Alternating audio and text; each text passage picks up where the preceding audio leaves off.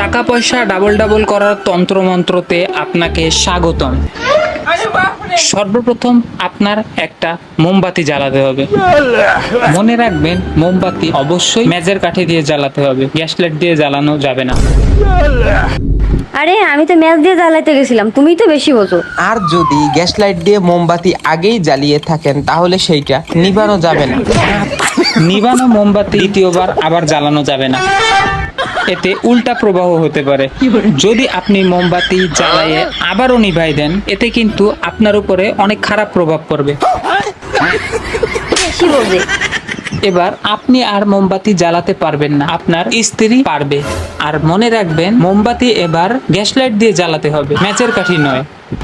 মনে রাখবেন, মোমবাতি আবার নিভানোর পরে লাইটার দিয়ে জ্বালানো যাবে না, তাইলে আপনি আরো গরিব হয়ে যাবেন।